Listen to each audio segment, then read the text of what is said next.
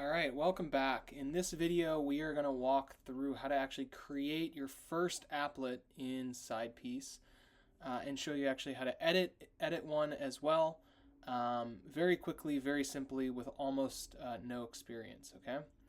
So where we're going to start is your instance of SidePiece should have one applet or one folder actually installed, and it is this folder up in the upper right here that's got a rocket ship on a red background, and if you click on that, it should expand to show these two items. You'll see one with the hammer and wrench, and the other with the helmet with a cross on it. All right, and if you actually hover on these, you'll see that one says Easy Applet Maker and the other says Easy Applet Updater. Well, hopefully you can figure out which one we're going to use in which order, but first we're going to use the Applet Maker, and then second we're going to use the Applet Updater to actually update our applet.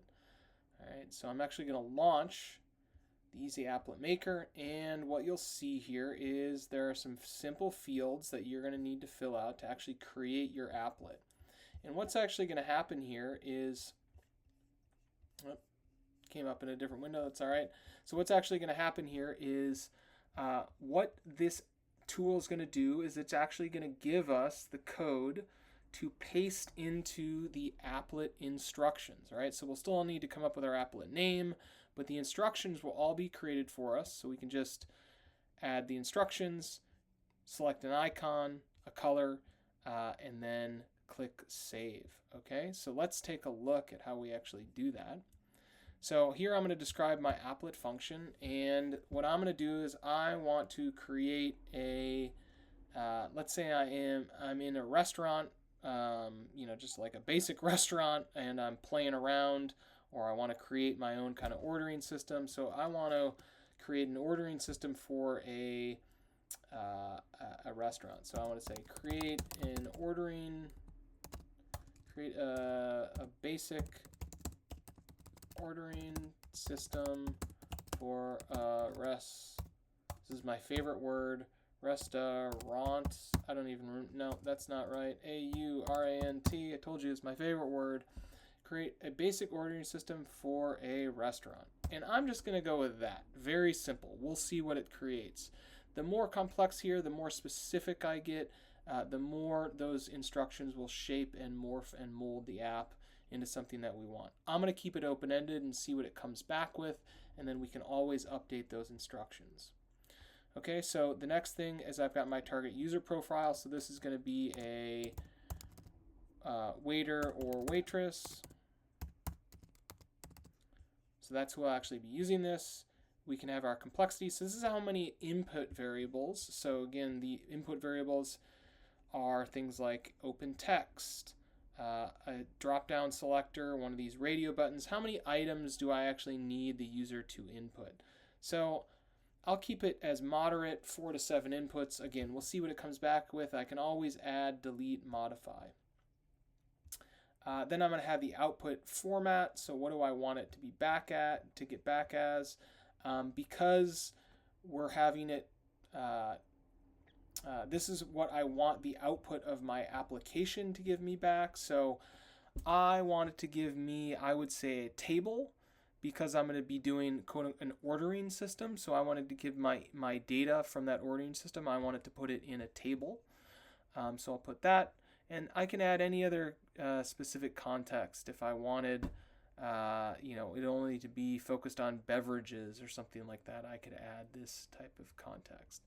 The last thing that's here is the programming guide. So this is actually going to automatically attach to the prompt when I enter it, so that I don't actually have to attach anything, and the chatbot will kind of know how to configure the code.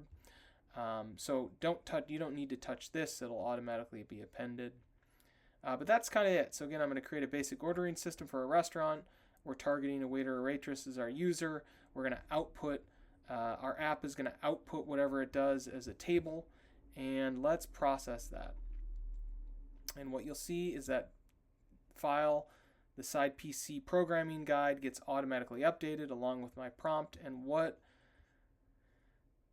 this app is going to do is it is going to spit out a bunch of code that looks like a natural language program that we covered in the prior video. So what I can actually do here is I'm going to copy that, and then I'm going to go back to my backend, and I will paste those instructions right into the applet instructions. And I can name this ordering system. I'll come down here and, you know, we'll select something. So I don't know, or what's in ordering? Do we have, maybe we got some food someplace. There's all these app icons. So they cook with fire, right? There we go. We got a cheeseburger, and we'll put it on a green background, I guess. Sure, looks good. Okay, now the last thing is auto execute. So you've seen the prompts previously when I click on them and they automatically run on the chatbot. You can turn that off if for some reason you want the prompt to paste into the chat window but not actually execute. Generally, I leave this box checked because I want them to auto execute. So I'll leave that the way it is, and we'll save that. And now when we come back to our front end, I'll open a new window here, and let's minimize a couple of my other items here. You'll see that down at the bottom there is the applet that I just created, the ordering system. And so what I'm going to do is I'm going to click that, and you'll see this is what we created. So we've got our table number, so we'll say it's table 16. Our server name is Matthew, that's me. We've got our order date today. What are they ordering? A main course. We've got items. They're a vegetarian. Any notes? Standard priority, and we process it, and you'll see what's going to happen is it will output the order summary that I created. Okay, so that is the applet that I created. If we want to see what the code looks like, we can always come back here and we'll click the pencil icon. We can expand it, and now we can actually see the code that I created. Okay, so here's where we're actually creating those items. If I wanted to add something else, if you know how to code, and I'll show you actually where we can find that information in a future video, but we can actually edit this directly if we like, but this is the actual code that was created for this applet. Okay, so let's actually make a modification, and let's take a look at what we're doing here again. So let's say I want to add, maybe under course, I want to add, well, let's see. Maybe I want to add a milkshake under one of my ordering items. So in order to do that, what I'm going to do is I'm going to actually use the Easy Applet Updater. And you can see here basically how this is going to work is I'm going to put in my current code. So that's the current side PC applet instructions. I'm going to describe the changes that I want to make. I can add files if I want to add additional context, and it will then give me the updated code.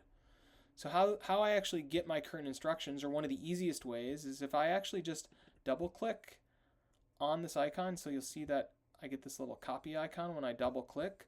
That actually copies the instructions, so I just can paste them directly. So a single click executes on an icon, and a double click actually copies it to make it easy to paste in. If I didn't do that, I could obviously go to the back end and just copy the instructions direct, but I know the shortcut, so it makes it really easy. And now I can say, so I wanted to add a milkshake as one of the items that can be ordered. So that's my change instructions. I don't need any additional context, and we'll process that. And what it should deliver me back is again some updated instructions. And now we'll copy that. We'll come back to our back end. We'll click our pencil. We'll paste in the new instructions and we'll resave our changes. And now, we'll open a new window. Now when I re-execute it, if you come down here and go to the items that I can order, we'll see that there is a milkshake now inserted. Okay, so I added that change. I didn't even need to know how the complexity of the system works. It was easy to create and modify an applet. All right, so go ahead and try to create your own first one and see how it goes. In subsequent videos, we'll be getting into more complexities into actually how the variables system works and how you can create more and more complex applets to work with your workflow. All right, thanks.